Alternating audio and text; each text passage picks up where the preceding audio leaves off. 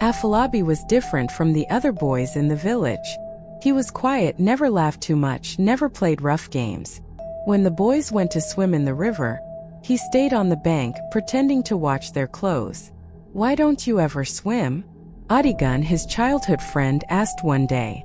"I just don't like water," Afolabi replied. It wasn't true, but he had learned how to lie without blinking. As he grew older, people started to notice other things. He never bathed in the open like the other young men. He never stood too close to anyone, never let anyone touch him too much. "He's just shy," the women whispered when he refused to join the village wrestling competitions. The men laughed. Maybe he's afraid of losing. But Afolabi didn't care what anyone thought. He had learned one thing: if you stayed quiet, people stopped asking questions. When Afolabi turned 28, the elders of the village started talking. "This boy is getting too old," one man said. "Why hasn't he married? Maybe he has no money for a wife," another added. But Afolabi was not poor. He was a skilled farmer, and his yam fields were the envy of the village. The real reason was simple: he couldn't marry. Not with his secret, but he couldn't refuse forever. One evening, his mother sat him down. "Afolabi, it's time. You need a wife." He stared at the floor. "You don't want me to die without seeing my grandchildren, do you?" she pressed. Afolabi knew there was no way out. If he refused, people would talk. They would ask questions. And one day, someone might get too close. So he gave in. "Fine," he said. "Find me a wife." His mother beamed. The search began immediately. The girl's name was Ifa. She was beautiful, with eyes as bright as morning stars. She was kind, hardworking, and respectful. The first time they met, she smiled at him. "I've heard you are a good man," she said. Afolabi only nodded. He didn't know what to say. The wedding was set. He tried to stay calm, but deep inside he was drowning in fear. Because no matter how much he tried to hide it, the truth could never stay buried forever. Afolabi started having nightmares. In the dreams, Ifa would touch him and he would scream. She would look down, eyes widening in horror, and then she would run screaming, calling the whole village. He would wake up drenched in sweat, his heartbeat racing. One night, just days before the wedding, he sat outside his hut, staring at the moon. He didn't hear his mother approach until she placed a hand on his shoulder. "You are afraid," she said softly. Afolabi clenched his fists. "I'll be fine." She studied his face. "You have always been different," she murmured. "Even as a child, you were never like the others." His stomach twisted. Did she suspect? "I just want you to be happy," she continued. "No man should live alone forever." He forced a smile. "I will try, Mama." But deep inside, he knew happiness was something he could never have. The whole village gathered for the wedding. Drummers played, women sang. Children danced around the bonfire. Afolabi sat beside Ife, his face calm, but his heart was in turmoil. He stole glances at her. She was so full of joy, laughing, blushing whenever someone teased her. He envied her. She had no idea the kind of man she was marrying. That night, when they entered the hut prepared for them, Ife knelt before him. "My husband," she whispered, smiling shyly. "I am yours now." Afolabi felt his hands go cold. He forced a chuckle and touched her hair. "You must be tired," he said quickly. "Sleep, my love." She looked a little surprised, but she nodded. "Yes, it has been a long day." She lay down, and in minutes she was breathing softly, fast asleep. Afolabi let out a slow breath. He had escaped for tonight. But how many nights could he keep escaping? Ifa was not a woman who ignored things. In the days after their wedding, she began to notice little things. Afolabi never undressed in front of her. He was always the first to wake up, already dressed before she even opened her eyes. At night, he slept far from her. never reaching out to hold her. At first, she thought he was just being respectful, but after weeks passed, she began to wonder. One afternoon, she sat with her mother. "Mama, I think something is wrong." Her mother looked up from the basket she was weaving. "What do you mean?" Aoife hesitated. "Afolabi, he is different. He avoids me at night." Her mother laughed. "Ah, my child, maybe he is just shy." Aoife forced a smile. Maybe. But deep inside, she wasn't so sure. And that night, she decided she would get her answers. That night, Aoife lay awake, pretending to sleep. Afolabi was beside her, breathing evenly, but she knew he wasn't asleep. She could feel his body stiff with tension, as if he was waiting for something. Slowly, she shifted closer. He didn't move. She reached out, placing a gentle hand on his chest. "My husband," she whispered. "Why do you fear me?" Afolabi's whole body tensed. "I don't fear you," he said, his voice tight. "Then why won't you hold me?" Aoife's voice was soft, but there was hurt in it. "Do you not love me?" Afolabi swallowed hard. "I do," he said quickly. Too quickly. Aoife's fingers trailed lower, reaching for him. But before she could touch him, Afolabi grabbed her wrist, gently but firm. "Not tonight," he whispered. Aoife's heart pounded. "Then when?" she asked, her voice barely above a whisper. A long silence. Then, Afolabi released her hand and turned away. She stared at his back, her mind racing. Something was wrong. Something he wasn't telling her. Days turned into weeks, and Aoife became more restless. Then, one afternoon, an old woman appeared in the village market. She was a traveler, her face lined with deep wrinkles, her eyes sharp like a hawk's. Aoife was buying vegetables when the woman suddenly stopped in front of her. "You are the new wife of Afolabi," the old woman said. It wasn't a question. Aoife blinked in surprise. "Yes, how do you know?" The woman smiled, revealing teeth as brown as old wood. "I know many things." Aoife shifted uneasily. "Okay." The old woman took a step closer. "Tell me, child, does your husband sleep beside you?" Aoife froze. Her grip on the basket tightened. "Why do you ask?" The woman chuckled. "Because you have the eyes of a woman searching for answers." Aoife's mouth felt dry. "Do you know something about him?" she asked. The woman leaned in, her voice barely a whisper. "Some men carry secrets too heavy for marriage." Then, before Aoife could ask anything else, the woman turned and disappeared into the crowd. Aoife stood there, her heart pounding. She needed to find out the truth, and she would, no matter what it took. That night, Aoife pretended to be asleep again. She waited until Afolabi got up, just as he always did in the dead of night. He thought she wouldn't notice, but she did. She always did. She listened as he stepped out of the hut. This time she followed. Moving as silently as she could, she crept after him, keeping to the shadows. He walked past the huts, past the yam fields, past the village square. Then, he stopped at a small hut near the river. Aoife watched as he pulled out a key from around his neck and unlocked the door. The door creaked open and he stepped inside. Aoife moved closer, her breath shallow. She peered through a crack in the wood. Inside, Afolabi stood with his back to her, breathing heavily. Then she saw something. Something that made her eyes widen. But before she could react, the floor beneath her creaked. Afolabi spun around, and their eyes met. Afolabi's face drained of color. "Aoife?" His voice was low, almost shaking. Aoife's heart pounded. She hadn't meant to get caught. She had only wanted to see, to know.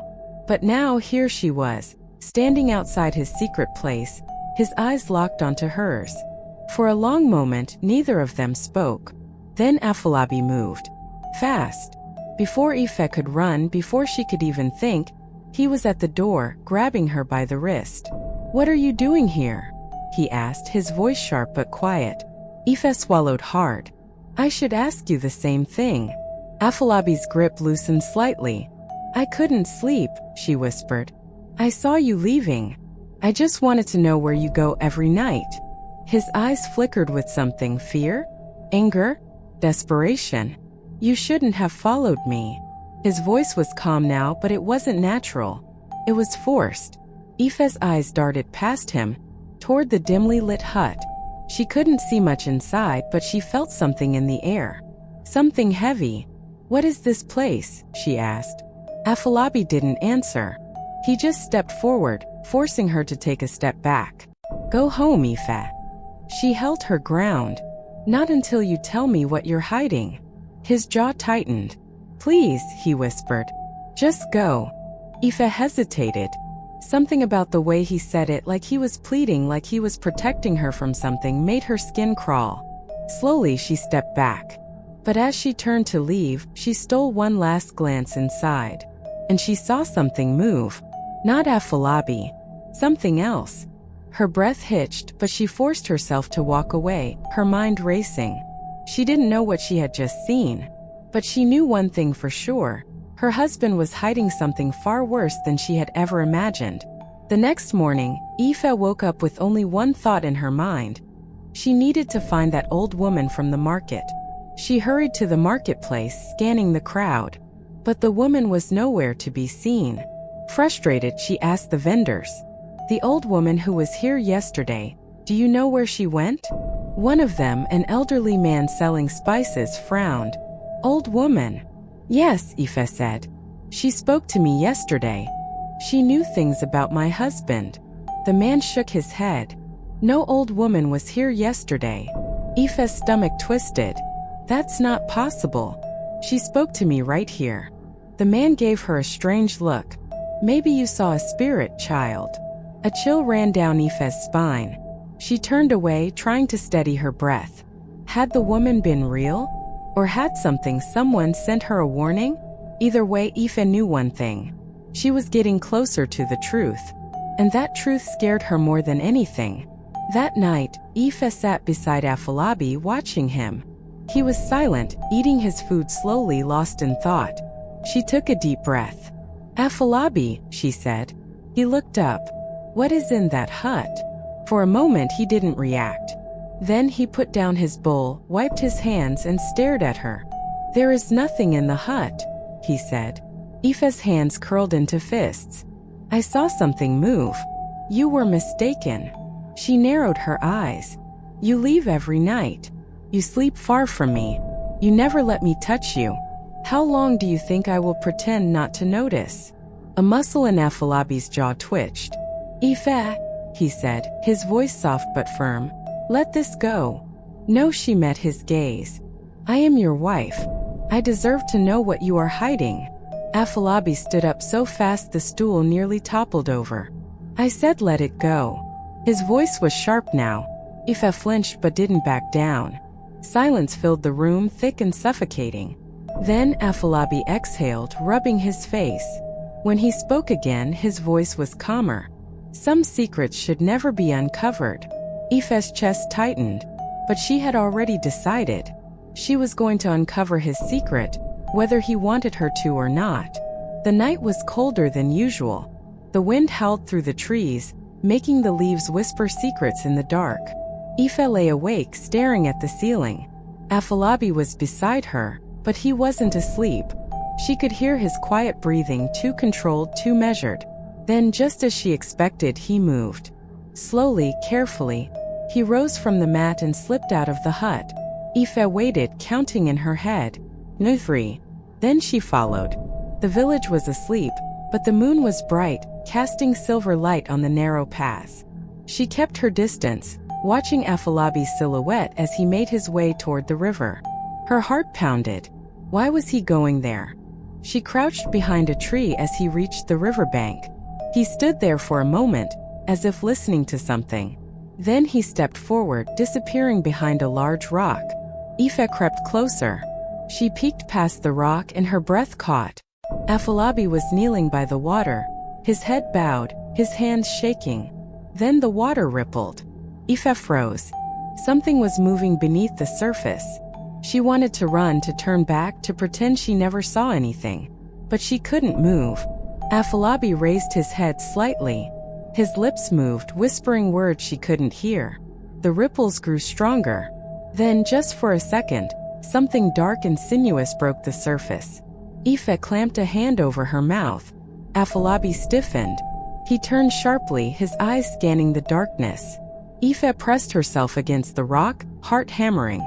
She couldn't let him see her. Not yet. Aoife barely slept that night. The next morning, she moved around the hut in silence, her mind racing. What had she seen?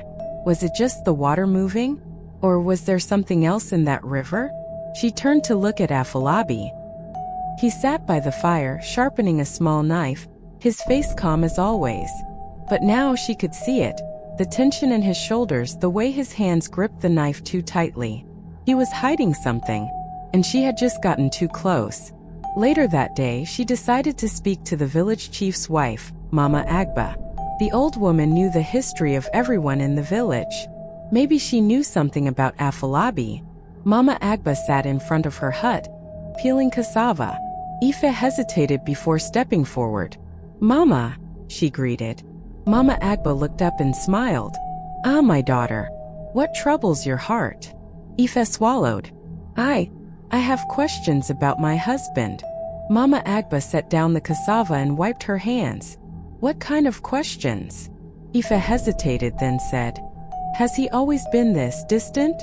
Mama Agba studied her. Then she sighed. "Afolabi is a good man, but he has always been different." Aoife leaned forward. "How?" The old woman hesitated. Then she said, "His mother, she carried burdens we never understood. When he was born, she never let anyone near him. She kept him hidden even as a child." "Hidden?" Aoife asked. Mama Agba nodded. "There were whispers long ago. Some said he was cursed. Some said he was special. But his mother, she never let anyone find out the truth." Aoife's skin prickled. "What truth?" she whispered. Mama Agba shook her head. "No one knows. And maybe that is best." She patted Aoife's hand. "Some things are better left alone, child." Aoife forced a smile, but inside her resolve hardened. She was not leaving this alone. That night, Aoife decided to search their hut. She knew Afolabi had secrets, and she was going to find them. When he stepped out, as he always did, she wasted no time. She lit a small oil lamp and began searching. She checked under the mats, behind the cooking pots, even inside his wooden chest. Nothing. Then her eyes landed on a small, closed compartment near the back of the hut. She crawled toward it, her hands shaking. The wood was nailed shut. Why would Afolabi seal off a part of their own home? Her heart pounded. She reached for a small knife and began loosening the nails. One by one they came off. Then with one final pull, the wooden panel gave way. Aoife leaned forward, bringing the lamp closer. And what she saw inside made her whole body go cold. She gasped, stumbling back, her heart hammering. But before she could even process what she was seeing, a hand grabbed her wrist. She spun around. Afolabi stood behind her, his eyes dark, unreadable, his grip like iron. "What?" he whispered, his voice dangerously low. "Are you doing?" Aoife's breath hitched. Afolabi's grip on her wrist was tight, too tight. His face was calm, but his eyes burned with something she had never seen before. Fear, anger, desperation. Aoife's voice caught in her throat. She couldn't lie. He had caught her with her hands inside his secret. His grip tightened. "I asked you a question." Aoife swallowed hard, her pulse hammering in her ears. "I was just cleaning," she whispered. A muscle twitched in Afolabi's jaw. He didn't believe her. Slowly, he pulled her hand away from the compartment. Then, without breaking eye contact, he reached for the wooden panel and slammed it back into place. The sound echoed in the hut. Aoife flinched. She wanted to ask him what was inside. She wanted to scream at him, demand the truth. But something told her she was not ready for the answer. Afolabi released her wrist, but his next words sent a chill down her spine. "Never open that again." Then, without another word, he turned and walked out of the hut. Aoife sat there, breathing hard, her heart still pounding. She knew now, whatever he was hiding, he was willing to do anything to protect it, even from her. The next day, Aoife's wrist still ached where Afolabi had held her. She moved through the village like a ghost, her mind restless. She couldn't stop thinking about the compartment, about what she had seen before Afolabi caught her. She had only gotten a quick look, but it had been enough. Inside that dark space, wrapped in old cloth, was something that looked like skin, but not human skin. Something darker, thicker, something unnatural. The thought made her stomach twist. She needed answers. That evening, she returned to Mama Agba. The old woman sat outside her hut, chewing on a piece of kola nut.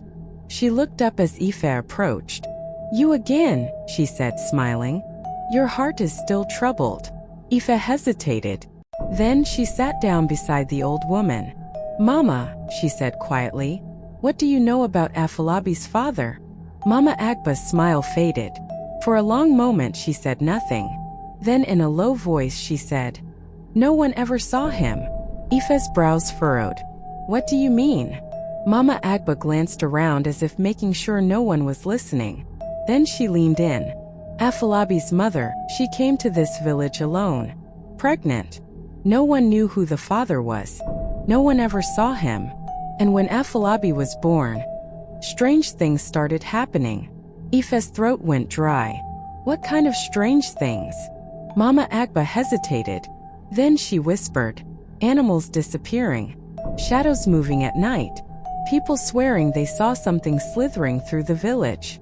Ife's breath caught. Mama Agba placed a wrinkled hand on hers. "Ife," she said, her voice gentle but firm, "you are his wife now. But some things are better left unknown." Ife clenched her fists. No, she couldn't leave it alone. She was too deep now. She needed to know the truth, no matter how terrifying it was. That night, Ife couldn't sleep. Afolabi lay beside her, his back turned, breathing steady. But Ife knew he wasn't sleeping either. She closed her eyes, pretending to drift off. Then, as expected, Afolabi rose silently and slipped out of the hut. Ife waited a few moments before following. This time she was more careful. She kept her distance, moving like a shadow. Afolabi walked deeper into the forest than before. His pace was fast, determined. Ife's heart pounded as she trailed him. Then suddenly he stopped. Ife ducked behind a tree, peeking out. Afolabi was standing in a small clearing. And he wasn't alone. Another figure stood in front of him, wrapped in a dark cloak.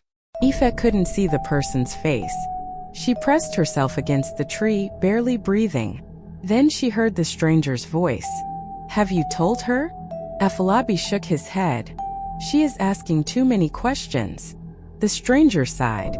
It was only a matter of time. Ife's blood ran cold. They were talking about her. She strained to hear more. "She must never know," Afolabi said firmly. The stranger chuckled, low and eerie.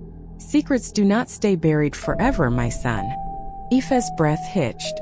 "My son? Who was this person?" Before she could think, the wind shifted, and Afolabi stiffened. His head turned sharply in her direction. Ife's heart leaped into her throat. He had sensed her. Panic surged through her, but before she could move, a terrifying scream ripped through the night. A scream so high-pitched, so unnatural, that Ife's knees nearly gave out. It came from somewhere deeper in the forest. Something was out there. Something not human. Afolabi and the stranger turned toward the sound. Then, without a word, they both disappeared into the trees. Ife stood frozen, her breath shaky. Whatever Afolabi was hiding, it wasn't just a secret. It was something dangerous, something deadly, and she had just stepped into the heart of it.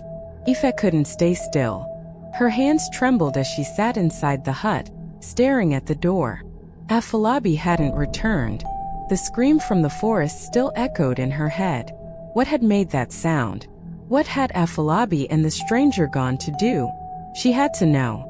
Grabbing a small oil lamp, she took a deep breath and slipped out into the night. The village was silent, but the forest wasn't. The wind rustled the leaves and distant hoots of night birds filled the air. She moved quickly, following the path Afolabi had taken. The deeper she went, the heavier the air felt. Then she saw it. A clearing. Afolabi stood there, alone, his back turned to her.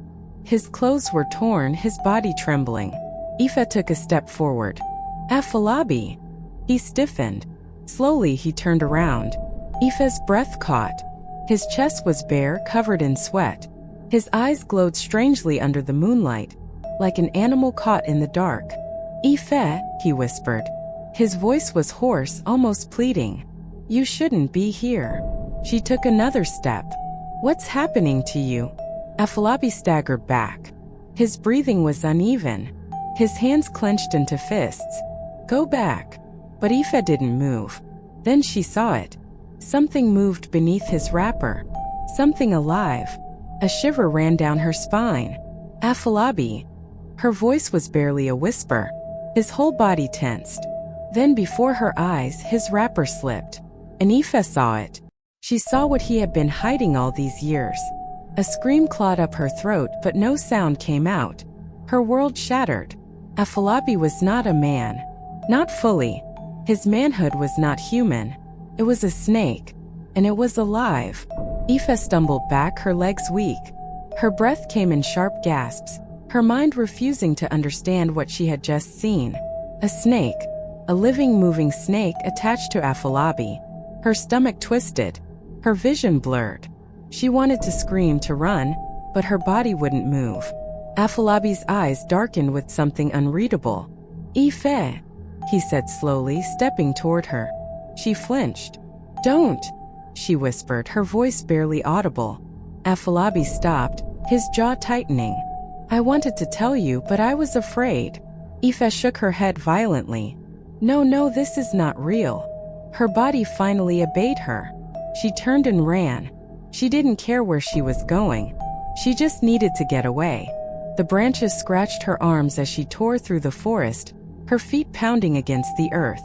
The trees blurred past her, but she didn't stop. Then she heard it. A slithering sound. Fast. Too fast. Her blood ran cold. She risked a glance back. Afolabi was no longer running. He was changing. His lower body twisted unnaturally, his legs seeming to disappear. And in their place, the massive, dark body of a serpent coiled beneath him. Aoife let out a strangled cry.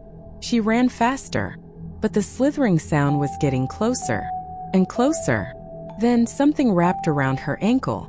She crashed to the ground, her head hitting the dirt. Dizzy, she tried to crawl away, but it was too late. A shadow loomed over her. Afolabi's voice, now deeper, almost inhuman, whispered, "You were never supposed to know." Then darkness swallowed her.